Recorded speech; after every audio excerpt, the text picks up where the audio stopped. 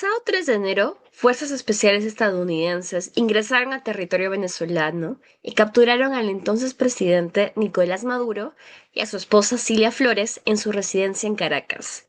La operación incluyó ataques armados contra instalaciones militares venezolanas y el traslado inmediato de los capturados a Nueva York para enfrentar cargos por narcotráfico. Frente a ello, la reacción de la comunidad internacional ha sido contundente. El Consejo de Seguridad de las Naciones Unidas convocó a una sesión de emergencia donde Rusia calificó la acción como un acto de agresión armada, sin justificación, mientras que China la condenó como actos unilaterales, ilegales y de intimidación.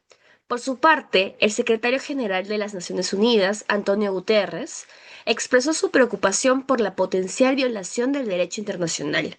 Asimismo, expertos en derechos humanos de las Naciones Unidas emitieron una declaración conjunta condenando lo que consideran una violación grave, manifiesta y deliberada de los principios más fundamentales del derecho internacional, advirtiendo que esas acciones establecen un precedente peligroso que podría normalizar la ilegalidad en las relaciones internacionales y socavar fatalmente el orden global. En paralelo, organizaciones de derechos humanos han expresado alarma por los riesgos que esta intervención plantea para la población civil venezolana y por las posibles escaladas de violencia que podrían afectar gravemente a las personas más vulnerables.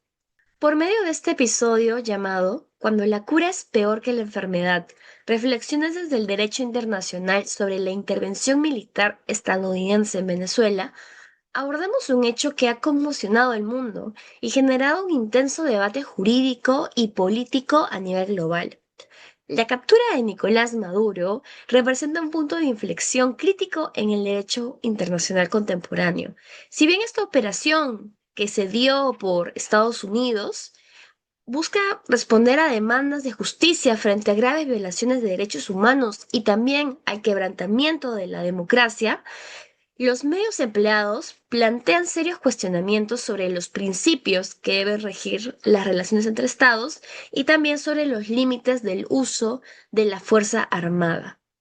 En ese sentido, en este episodio analizaremos la legalidad de la intervención militar bajo el derecho internacional, examinaremos el debate sobre excepciones humanitarias al provisión del uso de la fuerza, reflexionaremos sobre la inmunidad de los jefes de Estado y discutiremos las implicaciones que este precedente podría tener para el futuro del orden internacional. Para ello, en esta oportunidad nos acompaña Gonzalo Ugarte. Él es bachiller en Derecho por la Pontificia Universidad Católica de Perú, miembro del área académica y de investigaciones del Instituto de Democracia y Derechos Humanos de la PUC, el IDEPUC, asistente de docencia en cursos de Derecho Internacional en la Facultad de Derecho de la PUC y también tiene como áreas de especialización el Derecho Internacional Público y el Derecho Internacional Humanitario. Muchas gracias, Gonzalo, por participar en este episodio con nosotros. No, gracias, Daniela. Gracias a ustedes. Vamos a iniciar esta entrevista hablando desde el inicio sobre qué violaciones al derecho internacional se habrían configurado, porque como se mencionó en la introducción, se ha hablado reiteradamente de que acá ha habido una violación flagrante del derecho internacional, pero tal vez podrías explicarnos un poquito más qué normas se habrían violado y por qué esta violación, estas normas en específico, sería tan grave. Perfecto, Daniela, muchas gracias. Creo que el recuento que has hecho es bastante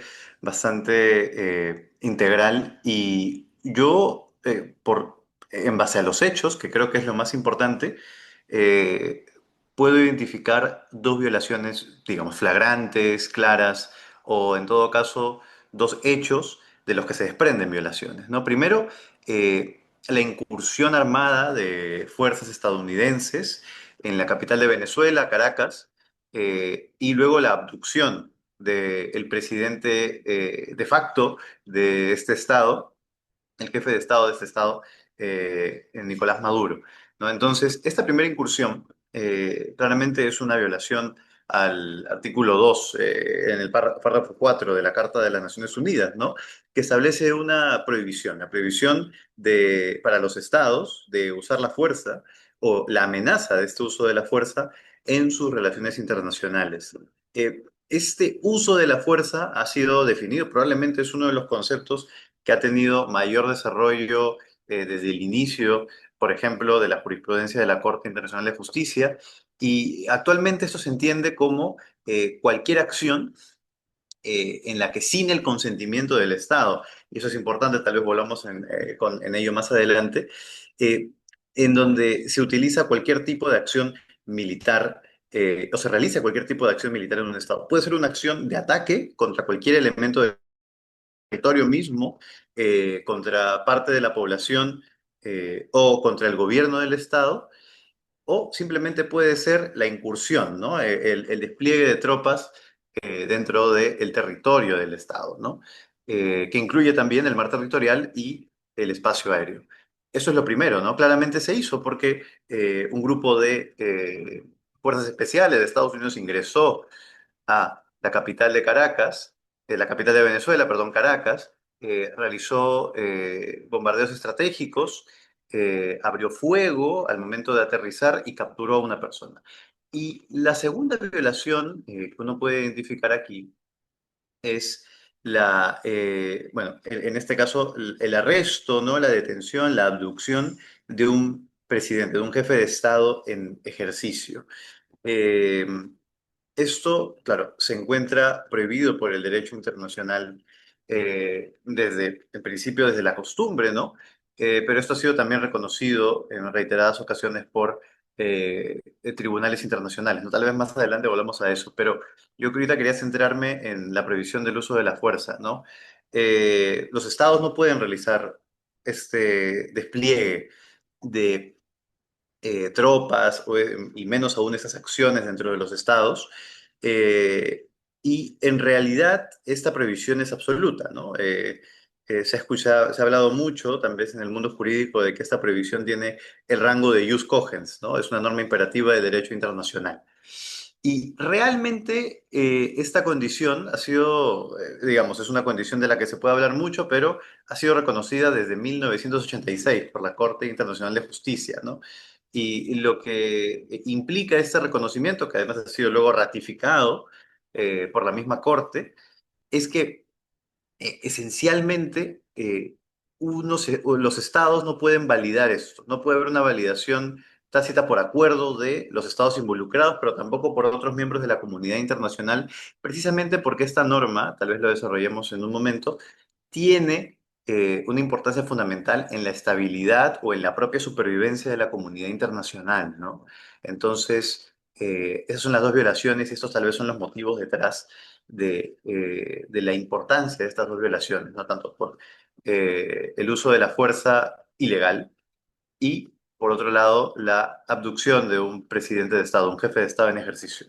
En verdad hay mucho de qué hablar sobre esta situación. Quería más que nada ahondar en, por así decirlo, la otra cara de la moneda, que serían las excepciones que se han hablado respecto al uso de la fuerza, o mejor dicho, que se ha consagrado a nivel internacional. Como mencionaste, el uso de la fuerza o la prohibición del uso de la fuerza es una norma imperativa del derecho internacional, es decir, que no admite pacto en contrario, en principio. Sin embargo, también se han desarrollado a nivel internacional algunas posibles excepciones.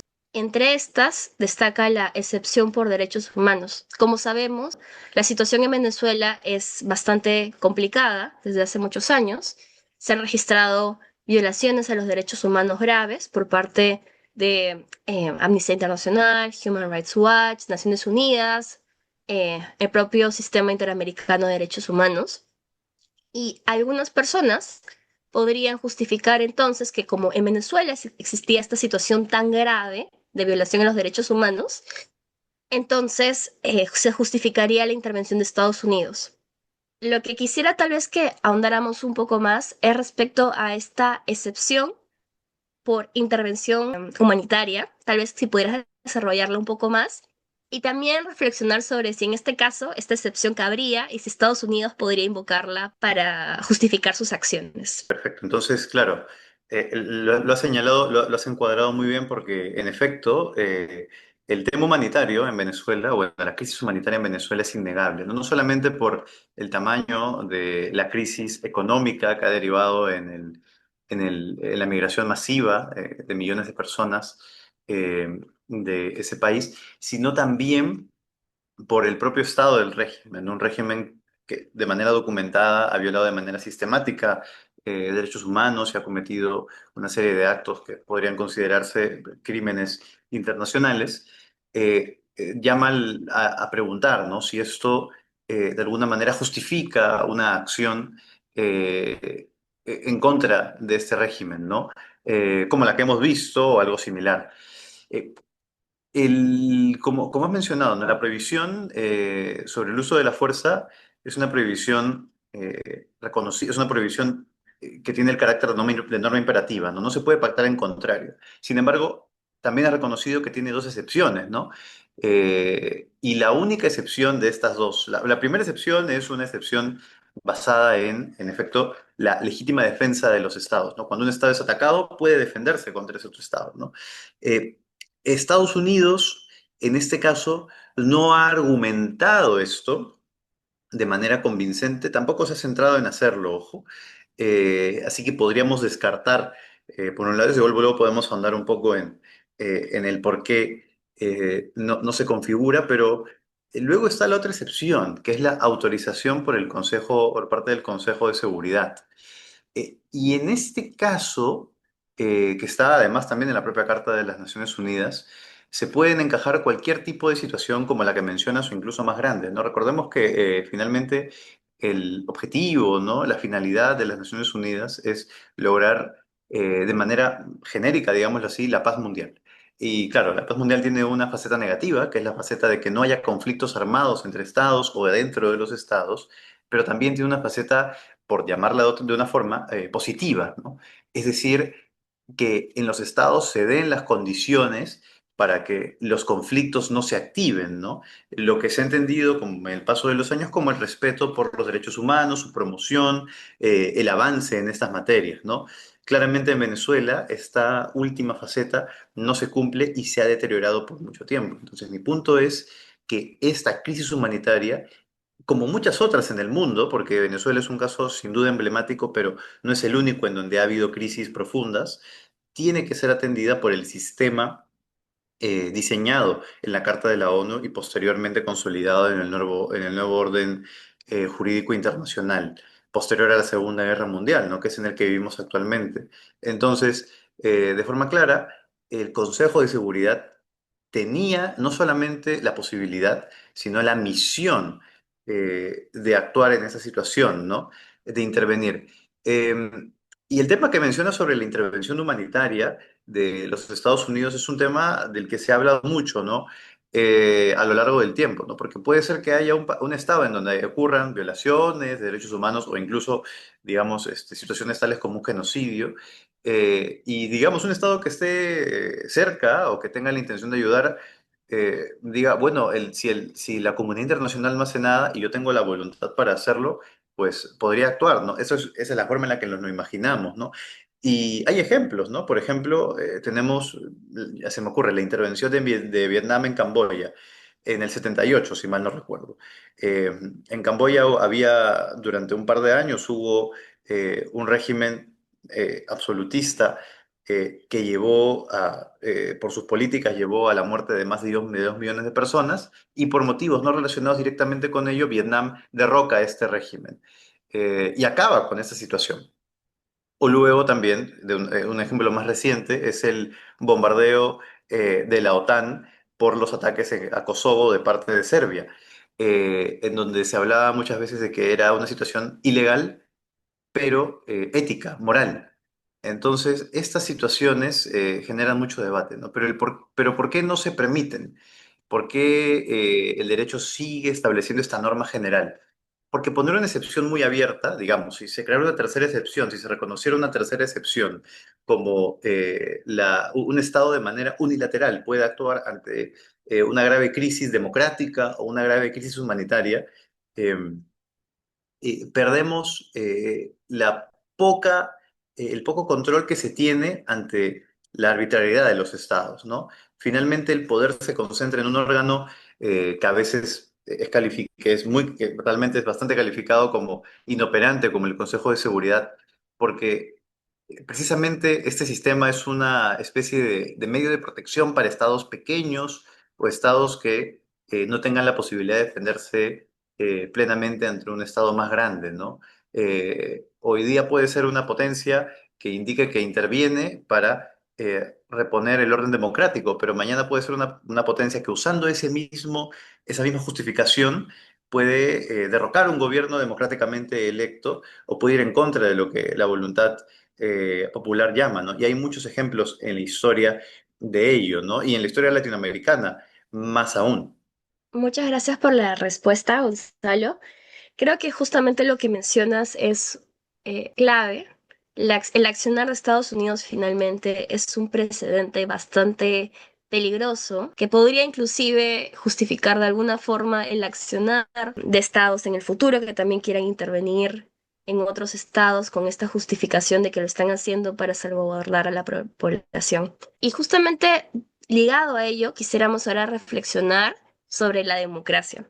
Ese ha sido también un argumento que se ha señalado en reiterados foros. Como en Venezuela no se estaba viviendo un gobierno democrático, entonces se podía intervenir en este estado a fin de restablecer la democracia. Nosotros en América Latina tenemos un instrumento bastante importante al respecto, que es la Carta Democrática Interamericana, donde se establece que en la región se tiene el derecho a la democracia. Y también inclusive se señala que si un Estado no respeta ello, no respeta la democracia, podría ser suspendido de la Organización de Estados Americanos. En el caso de Venezuela, las elecciones presidenciales de 2024 estuvieron plagadas de serios cuestionamientos. Muchos las han tildado de fraudulentas y que Maduro finalmente no es el presidente que fue electo en esas elecciones. Y también entonces este argumento de que Venezuela, al no ser un Estado democrático, al no tener un gobierno democrático, podía ser intervenido, por ejemplo, usando como justificación este instrumento interamericano.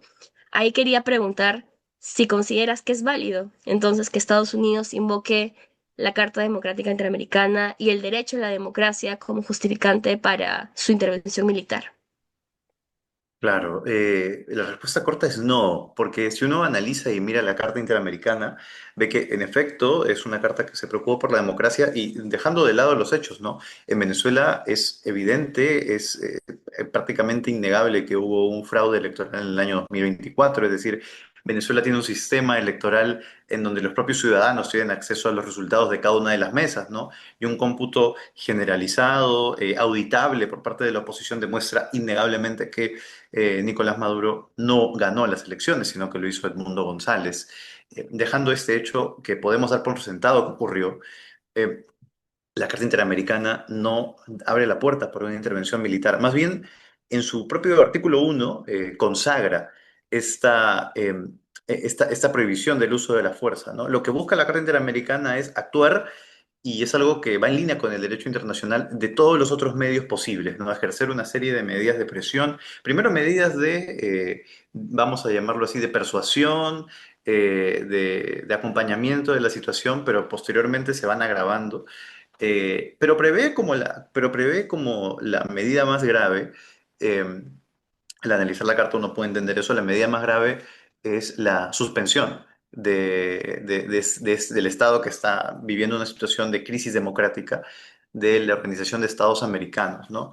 Y como te menciono, ¿no? En el artículo 1 se consagra esta prohibición y nuevamente, luego lo que se hace es un desarrollo de mecanismos dentro del derecho internacional, dentro del multilateralismo, y esto es importante porque la Carta Interamericana tiene un enfoque multilateral, es decir, para activarla y para avanzar en sus diferentes acciones se requiere el voto de dos tercios de los estados, los estados americanos, perdón, de los estados que forman parte de la Organización de Estados Americanos. Entonces, claramente no permite la acción unilateral. Ahora bien, ¿cuál es este motivo? Uno podría incluso decir que el origen de esta carta es precisamente evitar situaciones precedentes que han ocurrido antes con la experiencia quizás de los Estados Unidos, ¿no? Uno recuerda el caso de Guatemala en el año 54, cuando hay un golpe contra el presidente que parece, o sea, que la historia nos señala que fue democráticamente electo el presidente Arbenz, pero luego otras intervenciones contra gobiernos de facto también, ¿no? Como es la intervención eh, dirigida por Estados Unidos contra la Bahía de Cochinos. eh, y luego también contra otros gobiernos democráticamente electos, ¿no? Como es la clara participación de los Estados Unidos en el golpe contra Salvador Allende, o lo que se ha mencionado mucho, ¿no? Una situación que tiene bastantes similitudes, como lo es la Operación Causa Justa que ocurrió en Panamá en el 89, ¿no? Con la captura, la abducción de Noriega, que en este caso, ojo, era el presidente de facto en un sentido literal, ¿no? No era el presidente con el cargo juramentado, pero era la persona que ejercía este cargo, ¿no? Entonces, todos estos precedentes más bien llaman a darle contenido a la Carta Interamericana, ¿no? Que básicamente busca evitar a toda costa que la situación se salga de control dentro del Estado, busca garantizar a través de la democracia los derechos humanos, porque en el sistema interamericano, ¿no? En nuestra región, en base a los tratados regionales firmados, celebrados por los estados, la democracia se entiende como una base indispensable para la garantía de los derechos, eh, genera además la necesidad de evitar cualquier tipo de intervención. Entonces, precisamente una intervención estadounidense no solamente no se vería justificada por la Carta Interamericana, sino que más bien iría en contra, no podría decir, del propio objeto y fin de este acuerdo, ¿no? El motivo por el que fue creada. Así que yo creo que esta situación sí evita que Estados Unidos se ampare de forma alguna en este instrumento de derecho internacional. Muchas gracias por la respuesta y también por aclararnos un poco eh, respecto a este instrumento, respecto a realmente lo que establece y las limitaciones que existen también. Ahora quisiéramos hablar sobre la segunda violación de derecho internacional que identificabas al inicio, que es la captura de Nicolás Maduro. Es realmente relevante hablar de ello porque independientemente de su legitimidad o no, él era de facto el jefe de Estado en Venezuela cuando fue capturado. Y a nivel internacional mucho se ha desarrollado respecto a la inmunidad que tienen los jefes de Estado. Inmunidad para ser juzgados en tribunales de otros estados. Y justamente lo que ha hecho Estados Unidos, como se narró también al inicio, ha sido capturar a Nicolás Maduro, llevarlo a sus tribunales y ahora iniciar un juicio contra él y su esposa por narcotráfico. Entonces, tal vez quisiéramos reflexionar contigo respecto a si esto es posible, si hay alguna prohibición respecto a ello a nivel internacional. Justamente, como mencionaba, ¿no? Los jefes de Estado en ejercicio, y eso es importante resaltarlo, en ejercicio, tienen una inmunidad, vamos a llamarla así, absoluta en el derecho internacional. Y esto tiene como fundamento el evitar nuevamente que haya acciones de desestabilización masivas, ¿no? Entre estados, ¿no?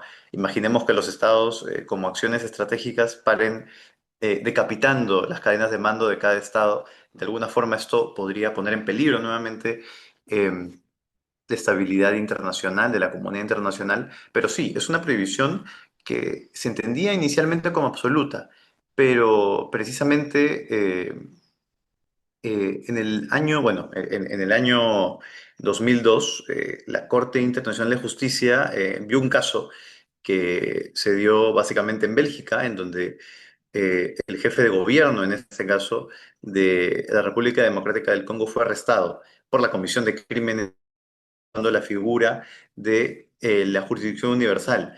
Es el caso Yerodia, ¿no? Entonces, ¿qué es lo que dijo la Corte Internacional de Justicia en este caso, ¿no? Eh, que un Estado, de nuevo, de manera unilateral, no puede detener a un jefe de Estado en ejercicio bajo ningún concepto, bajo ninguna circunstancia, ¿no? Precisamente justificándose en este aspecto que te acabo de mencionar. Sin embargo, eso no quiere decir que la inmunidad de los jefes de Estado sea absoluta de manera literal, ¿no? Hay un par de excepciones, ¿no? Primero, los tribunales internos de cada Estado, ¿no? Hemos visto nuevamente, ¿no? Que cada Estado es soberano y cada Estado tiene en su norma fundamental la posibilidad de definir cuáles son los supuestos en los que su jefe de Estado puede ser procesado, ¿no? Incluso por actos de gobierno, ¿no? Eso depende de cada Estado. Pero cuando hablamos de relaciones internacionales y del derecho internacional, hay una excepción que salta a la luz y que ha sido confirmada por el tribunal, por la Corte Internacional en este mismo caso, ¿no? Que es la detención o, bueno, el arresto de un jefe de Estado, un jefe de gobierno en ejercicio por la comisión, por la acusación, primero, de la comisión de algún crimen internacional, eso es lo primero que sale a la luz, pero que además esta detención tiene que haber sido ordenada, tiene que haber sido llevada a cabo por una corte internacional. Tiene que haber sido dada. Y eso lo podemos ver, por ejemplo, con el caso de Netanyahu, ¿no? Finalmente, él es un primer ministro en ejercicio, es el jefe de gobierno de un Estado, pero actualmente cuenta con un orden de arresto y efectivamente, si cae, bueno, si llega al suelo de un estado parte, ese estado tiene la obligación de arrestarlo y podría arrestarlo y sería perfectamente legal bajo el derecho internacional precisamente eh, por esta medida, ¿no? Ahora bien, de nuevo, el caso de Estados Unidos en esta situación es distinto porque Estados Unidos primero lo que ha alegado de manera general es que el crimen por el que se le está deteniendo es el narcotráfico codificado en su derecho interno, en primer lugar. Entonces, más allá de que todo esto se haya dado en un contexto de intervención militar, de una acción ilegal, la detención de Maduro iría en contra de de esta norma, ¿no? Ahora, ¿qué podría argumentar Estados Unidos al respecto, ¿no? Bueno, podría decir que Nicolás Maduro no es el jefe de Estado de Venezuela realmente, ¿no?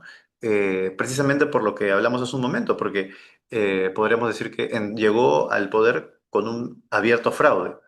El tema es que esta argumentación no ha sido consistente a lo largo del procedimiento, ¿no? Desde hace meses que se viene hablando de una intervención en Venezuela y posteriormente se le ha detenido, pero no es un argumento que se haya sostenido a lo largo del tiempo. E incluso si se sostuviera, nada garantiza que esto vaya a ser aceptado eventualmente por una corte internacional, por un tribunal por precisamente el mismo tema de la arbitrariedad, ¿no?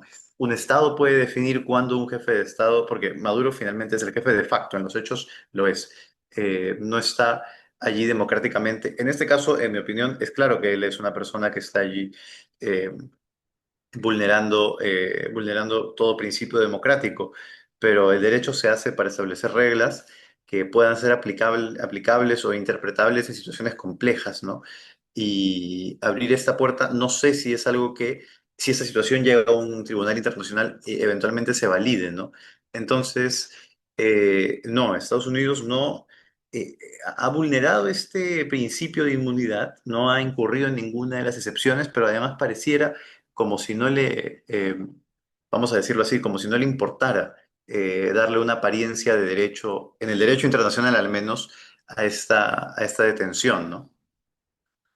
Ahora también quisiera ahondar un poquito respecto a lo que tú acabas de mencionar hace un rato, que es que sí se admite que jefes de Estado, jefes de gobierno, puedan ser juzgados si estos cometen crímenes internacionales. Justamente la Corte Penal Internacional, como bien mencionaste, ha estado investigando la situación en Venezuela por un tiempo y, sin embargo, poco antes de que pasara toda esta situación, ya se había decidido, se estaba decidiendo en Venezuela retirarse del Estatuto de Roma, que es finalmente el tratado que crea la Corte Penal Internacional y donde se tipifican, se establecen todos estos crímenes internacionales. Entonces, de alguna forma podríamos decir que en Venezuela ya sabían que algo iba a pasar respecto a la Corte Penal Internacional, no tan beneficioso para ellos, y ya estaban tratando de desligar de alguna forma. Y ahí quisiéramos tal vez que nos hablaras un poquito más sobre esta cuestión. sobre si ahora, dado todo lo que ha pasado, la Corte Penal Internacional puede seguir investigando la situación en Venezuela. ¿Cuál es tu opinión al respecto? Claro, sobre la primera pregunta, es que sí, absolutamente, ¿no? Hubiera sido lo ideal, más que lo ideal, lo legal, hubiese sido que este arresto hubiese ocurrido bajo la jurisdicción de la Corte Penal Internacional, ¿no? Con una acción de cooperación por la Corte Penal, ¿no? Porque la Corte Penal Internacional no cuenta con una policía y tampoco pretende entrar a un Estado y abducir, ¿no? Al presidente al presidente en ejercicio, al jefe de Estado en ejercicio, pero claramente si Maduro hubiese puesto pie, hubiese pisado el suelo de un Estado eh, que sea miembro del Estatuto de Roma, él teniendo orden de captura, por supuesto que hubiera podido ser arrestado, ¿no?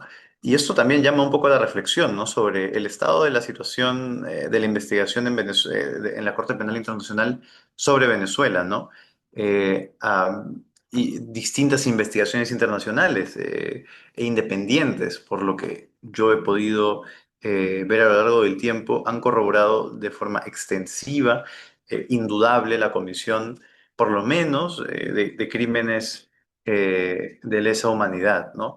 Eh, ¿Y por qué digo por lo menos? ¿No? Porque, claro, la Corte Penal Internacional, dentro de su competencia, tiene cuatro crímenes, pero se puede hablar que existen otros crímenes internacionales eh, no reconocidos en el Estatuto de la Corte Penal Internacional, no parte de su competencia, pero que sí pueden ser ejercidos por la justicia universal, ¿no? Tal vez no contra un presidente, un jefe de Estado en ejercicio, pero sí contra miembros de la cúpula venezolana, precisamente por el hecho de no tener esta inmunidad, ¿no? Esta inmunidad absoluta bajo el derecho internacional.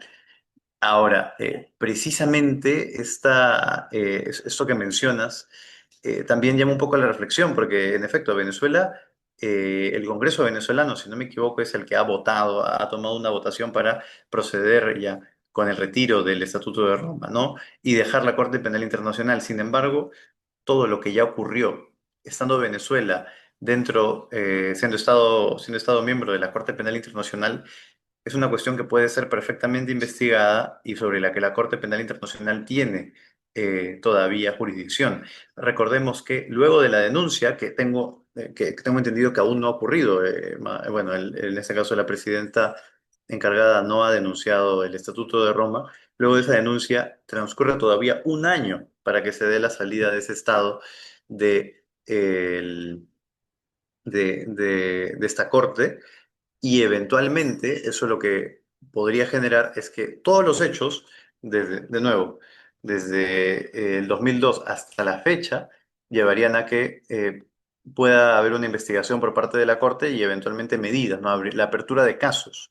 Y recordemos de nuevo que la Corte Penal Internacional es una instancia que juzga y que se rige bajo el principio de complementariedad, ¿no? En este caso, procesaría, investigaría, juzgaría y eventualmente sancionaría a las cabezas, en este caso, del régimen venezolano, ¿no? Sin embargo, para cometer una violación sistemática de derechos humanos, sobre todo como la que ocurre en Venezuela, no solamente hablamos de 3, 5, 10 personas, hablamos de un conjunto muy amplio de colaboradores, de personas que activamente actúan en contra de los derechos humanos de las personas, ¿no? En este caso, para ellos, lo que sí podría ocurrir es, tal vez no hay una investigación de la Corte, pero recordemos que los estados tienen la posibilidad y en algunos casos el deber de utilizar la jurisdicción universal para perseguir a estas personas, ¿no? Entonces, eh, el derecho internacional prevé la posibilidad de que una acción conjunta de la comunidad internacional, incluso sin lograr el consenso necesario para llegar a una acción del Consejo de Seguridad, pueda poner, digámoslo así, contra las cuerdas a varios integrantes del gobierno venezolano, ¿no? De la cúpula que actualmente gobierna, ¿no? Entonces, claramente la detención de Estados Unidos, como he mencionado, no va en contra del derecho internacional, parece que tampoco tiene la intención de apegarse al derecho internacional ni de dar una apariencia de que lo hace, pero eso no quita de que existan medios en el sistema universal o bueno, en el marco del derecho internacional para detener o para primero investigar y luego solicitar el arresto de determinadas personas, ¿no? Es complejo, sí, pero nuevamente la acción de los Estados Unidos no se enmarca dentro de ninguna de ellas. Ahora quisiéramos reflexionar sobre una cuestión adicional antes de cerrar la entrevista, que es si podríamos decir que existe un conflicto armado internacional entre Venezuela y Estados Unidos. Porque finalmente lo que ha pasado es que Estados Unidos ha ingresado a territorio venezolano con sus militares, ha atacado bases militares allí, ha capturado a un presidente. Entonces, quisiéramos preguntarte tal vez si nos podrías esclarecer un poquito más, tal vez qué es un conflicto armado internacional, si en este caso se estaría configurando, y también, de ser posible, abordar un poco lo que señaló Maduro, porque el mismo Nicolás Maduro ha dicho que él es un prisionero de guerra. Y quisiéramos entender un poquito más qué significa eso, qué implicancias tiene. Este tema es, el aspecto del prisionero de guerra es, a mi entender, muy interesante y para precisamente determinar si hay un prisionero de guerra, el primer supuesto es que tiene que haber un conflicto armado internacional, que es la pregunta por la que tú has iniciado, ¿no? Durante, bueno, desde, digamos, la celebración de los convenios de Ginebra de 1949, se codifica este supuesto de conflicto armado internacional, que, ojo, es distinto al de guerra. Muchas veces uno puede pensar, ¿no?, que en esa situación, ¿no?, tiene que haber una declaración de guerra, estas formalidades, ¿no?, el despliegue masivo de tropas. Ese es un supuesto que es posible, pero que es solamente una de las posibilidades dentro del amplio espectro que conocemos como conflicto armado internacional, ¿no? Entonces, la jurisprudencia internacional que ha desarrollado esto de una forma más o menos extensiva señala que un conflicto armado internacional es precisamente el enfrentamiento entre dos estados. O hay un supuesto adicional que es el enfrentamiento entre un estado y un movimiento de liberación nacional, pero en este caso tenemos, claro, a Estados Unidos por un lado y a Venezuela. Entonces, tiene que haber dos sujetos, dos actores que en este caso sean estados, y tiene que haber un enfrentamiento. Ahora, este enfrentamiento tiene que alcanzar algún nivel de intensidad, algún nivel de despliegue de tropas o una duración larga en el tiempo. La jurisprudencia señala que no. Y bajo ese entendido, como mencionaba al inicio, cualquier ataque contra uno de los elementos del Estado, dígase el territorio, el bombardeo de una zona, incluso sin personas, ¿no? El bombardeo por parte de un Estado constituye un conflicto armado internacional. El ataque obviamente a personas, a la población del Estado y también a el gobierno. Cualquier eh, intervención contra ellos de carácter militar y sin el consentimiento del otro Estado, valga la redundancia, constituye un conflicto armado internacional. ¿Qué ocurrió en Venezuela? Lo que ocurrió fue que un grupo, nuevamente de élite, llegó, invadió el espacio aéreo de Venezuela, lanzó determinados ataques en Caracas, aterrizó, abdujo al presidente de Estado, al jefe de Estado, y luego de lanzar unos cuantos ataques más, se retiró. Esta operación, por sus características al momento de violar el espacio aéreo de Venezuela, de lanzar ataques contra infraestructura militar, descender, incurrir en una lucha armada, en un combate cuerpo a cuerpo, como se ha acreditado, y luego retirarse lanzando misiles, es suficiente para el derecho internacional para calificar esta situación como conflicto armado internacional. Eso no quiere decir, ojo, que el calificar algo como un conflicto armado internacional hable de una escala mayúscula, ¿no? Finalmente, un conflicto armado internacional y su escalamiento es definido por las partes del conflicto, ¿no? Puede ser una situación que quede allí, que sea muy aislada, pero ¿por qué se le califica como conflicto armado internacional? Precisamente una de las situaciones que se usa para señalar que no tiene que haber un gran despliegue o una duración muy larga es por el caso de los prisioneros de guerra.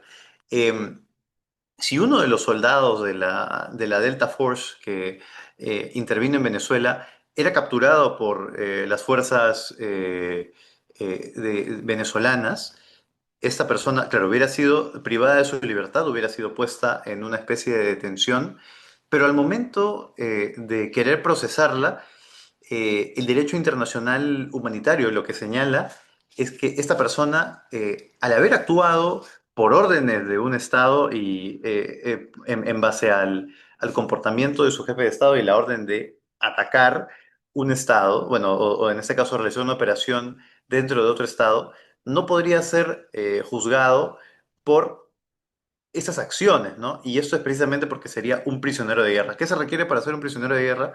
Primeramente, que exista un conflicto armado internacional, que es lo que acabamos de ver que podría calificarse que existe precisamente para proteger a las personas inmersas en él, y luego que esta persona, la persona a la que se le evalúa la condición, cumpla con los requisitos para ser un prisionero de guerra. Básicamente, esta persona, una persona para ser considerada prisionero de guerra, tiene que ser miembro o integrante de las Fuerzas Armadas del Estado en sentido general. Ese es el supuesto más grande, ¿no?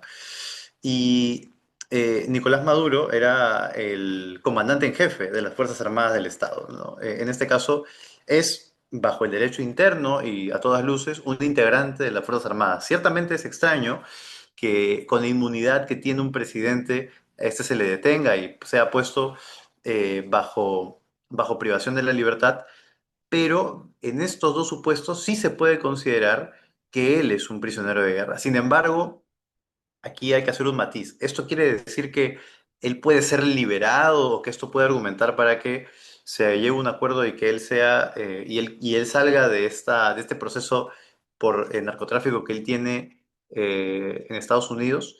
Pues no.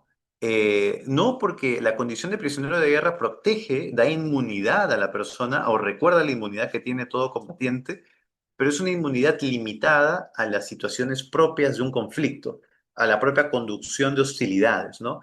Si, digamos, si el presidente abducido de Venezuela hubiese sido durante el enfrentamiento responsable de la muerte de uno de los integrantes de las fuerzas que lo capturaron, él no podría ser procesado por este motivo. No podría. Pero el tema del narcotráfico no tiene nada que ver con el conflicto, no es es un tema anterior, es un tema por el que se le está jugando paralelamente, ¿no? Aquí tal vez la estrategia legal de Maduro sea precisamente argumentar que todo el juicio es nulo porque se está no respetando su inmunidad como presidente, ¿no?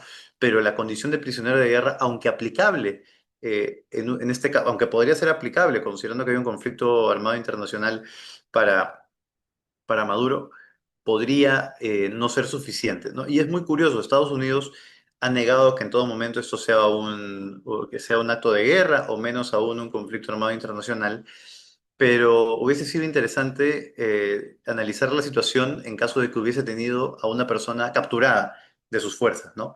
Porque la situación de prisionero de guerra era la vía más rápida, por decirlo así, para que a través de una negociación para cesar completamente las posibilidades de hostilidades, implique la liberación de esta persona que en el supuesto de que hubiese sido capturada podría calificar como prisionero de guerra.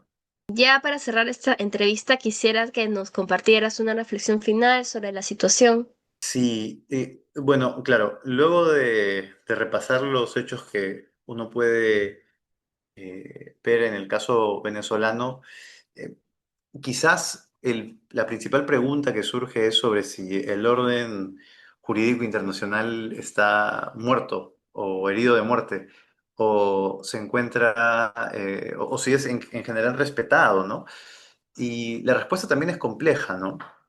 Este orden jurídico internacional que está diseñado no para proteger a dictadores o para proteger a personas que cometen crímenes internacionales, sino para proteger a estados pequeños y proteger la soberanía de pueblos que la ganaron recientemente en el siglo pasado, tiene estas normas generales precisamente para evitar la ley del más fuerte, ¿no?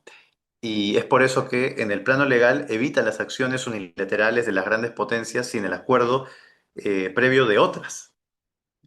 Y llama a preguntarse realmente si el sistema funciona, pero no hay que olvidar primero que este tipo de crisis ya las hemos vivido antes, ¿no? En los años 50, el Reino Unido desplegó tropas en Egipto para recuperar el canal de Suez. La Unión Soviética invadió Afganistán. Estados Unidos He mencionado todas las acciones que ha tenido, ¿no? Sin dejar de lado también las acciones coloniales de Francia o la invasión de China, por ejemplo, también de Vietnam.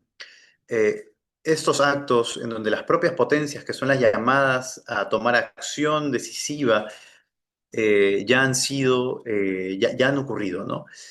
Y poner esto sobre la mesa no implica reconocer el fallo del sistema internacional, ¿no? Sino implica aceptar su imperfección y buscar maneras en las que el resto de la comunidad internacional puede actuar.